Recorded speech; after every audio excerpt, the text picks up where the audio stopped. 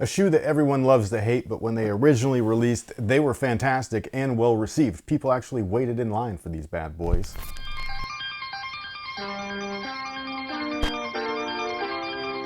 Hey, what's going on, guys? My name's Chris. Welcome back to the official WearTesters.com YouTube channel. Today we got a detailed look and breakdown on these bad boys right here. This is the Jordan Spizike Low in an original colorway. Now, the Jordan Spizike originally released in 2007 as an East Coast exclusive in a white, black, green, and red colorway. People literally waited in line for those things. They thought that they were like, I don't even know how to explain it. Their minds were blown, essentially. People loved the shoe. They thought that it was awesome. Very similarly to a previous hybrid, the Jordan Zero. I know that nowadays people like to rewrite history and pretend like these shoes weren't popular when they originally released, but that simply is not the case. Now, in the following year, 2007, this specific colorway released. It was black, red, green, as well as a little bit of white, very similar to the previous. It was just, kind of like an away looking colorway, but they do have some purpose behind the colors themselves. Much like the shoe itself, so the Jordan Spizike name comes from Spike Lee. This is basically his unofficial signature shoe, and the reason being is because all of the shoes that make up this one model, Spike Lee's Mars Blackmon character had a hand in the marketing. So if you were to look at this box right here, which is very similar, if not identical to the 2/3s, the 2/3s, whatever they're called,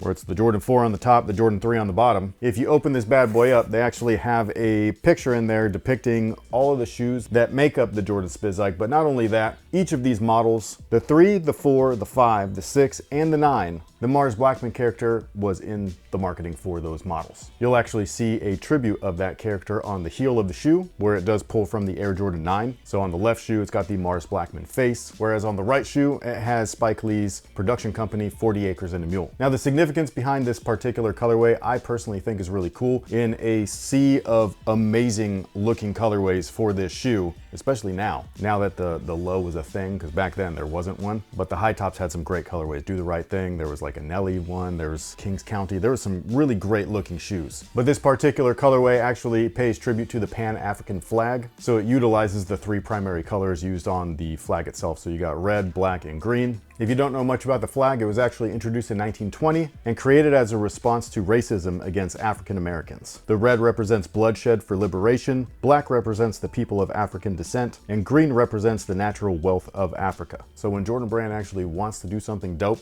they can. And like I was saying before, this colorway was introduced in 2007 as a high top, very well received. These are obviously a little bit different being a low, but there are some other changes made throughout as well, which we will get into right now. So the outsole is one of the things that did not change. I think that the outsole is fantastic, mostly because it is pulled directly from the Air Jordan 3. You can't really go wrong with that. The midsole is much of the same, so we do have a polyurethane midsole. Inside the forefoot is an encapsulated air sole unit. In the rear is a visible air sole unit. I will say that this midsole feels nice and soft. Not super soft, but like when we're comparing it to previous polyurethane midsoles, these are actually pretty comfortable. I've been very impressed with not just the Jordan 2/3s and the most recent Spizike lows like these and some of the previous colorways that we've reviewed, but even something like the Grape 5s, the Jordan 4 white cements for 2025, like the more that you wear both of those shoes, the more that polyurethane breaks in. It's very reminiscent of the early retro days when the shoes were actually comfortable. I'm not gonna say that they were like the originals because I never had a pair to actually wear and, give you like my real thoughts on. But as far as the retro products, these have been some of the most comfortable since the reintroduction of the retro line back in 1999. The insole is this piece of shit right here. I guess we can't get quality everything, but that's okay. You could take that thing out and swap it out for anything else that you'd like. However, I will say that the midsole is comfortable enough on its own, so unless you really wanted to upgrade things, I would probably just leave it in there. The patent leather mudguard, again, pulled directly from the Air Jordan 3, as is the elephant print on the heel and toe. The heel does look a little bit lighter than some of the previous versions of the shoe. The shoe in this colorway was actually retroed in 2017, and they looked very similar to the original with that darker print, whereas this 2025 low looks to use a little bit of a lighter shade of gray. One of the biggest changes though that I was alluding to earlier, besides the low top thing, is actually within the elephant print itself. These actually use elephant print, whereas the original Spizikes as well as the 2017 retro run used what was called Spizike print. So it looked like elephant print, but if you actually paid attention, there was like words in there that said spike and all kinds of stuff. So yeah, these are just a little bit different. I'm not gonna say that one's better than the other. I actually don't think most people will notice, but just in case you wanted to know what was different, that's it. I will say that it's nice to see these like done with like real leather and stuff like that. Like you can see the cut lines, you can see the fibers poking through. This is a solid shoe. The rest of the upper comes directly from the Air Jordan 5. It is nubuck, but it is a synthetic blend of nubuck. So while the upper is not completely 100% synthetic, meaning that the base layer underneath the nubuck does have animal traces in there, the top layer is a synthetic nubuck. It's not a raw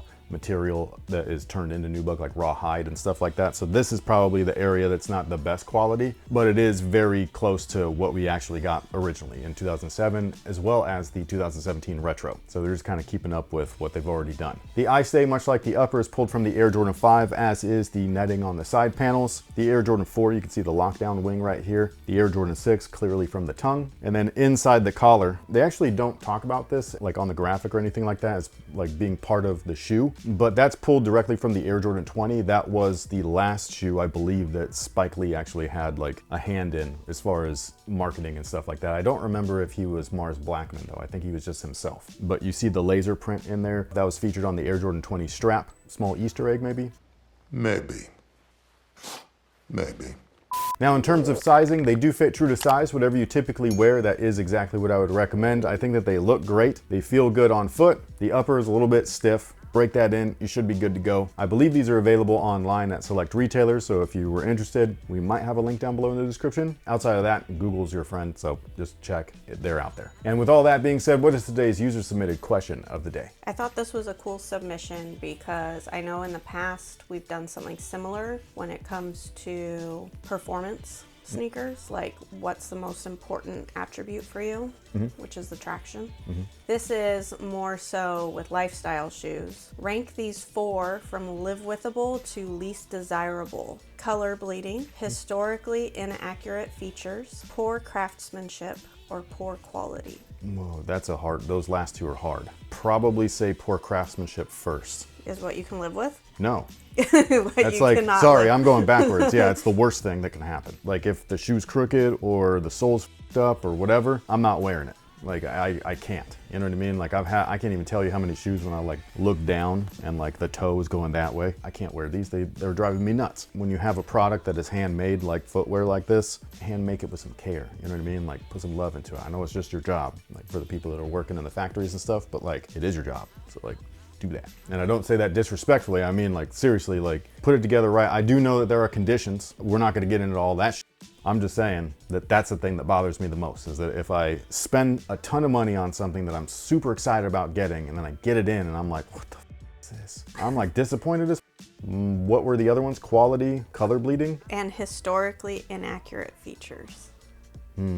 Okay, I'm gonna say quality, even though I do want to say the historically inaccurate stuff, because that I think is like a no-brainer. It's like, these are your shoes. It's not a surprise. Like the Jordan 5's toe, the toe rand on all of these. Like it's like, did you like forget? You know that you released this in 1990, right? Like this is your shoe. How'd you f it up so bad? It's stuff like that. Like it definitely irks me. For me, it's the money thing. Like I'm spending how much on this? Give me some quality, bro. So those 2 things I think are the most important: craftsmanship, quality. Historically accurate, those right there. Because like, again, I don't mind this because this is a different thing. This is a low. But like when we're talking about like retro and something, or bringing it back, like why are you not doing it right? Why were you putting stuff out wrong all this time?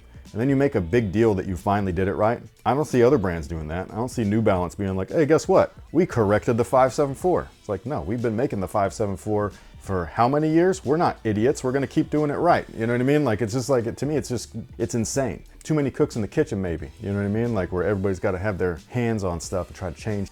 It's just weird. The color bleeding thing don't bother me though. Like, hold on. This is not the example I wanted to use. I actually have a brand new pair of these, but it's a good example nonetheless. This is a shoe notorious for bleeding right here and also bleeding on the bottom.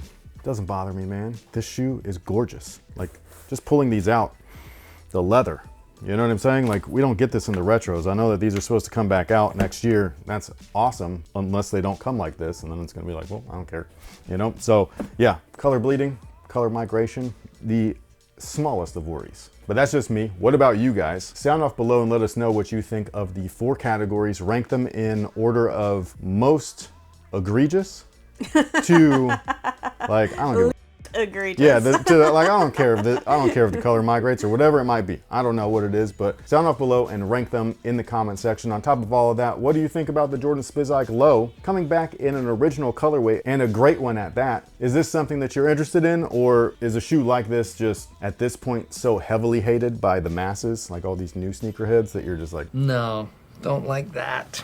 But thank you so much for being here. Thank you so much for watching. We'll catch you guys in the next one. So until then, y'all have a good one.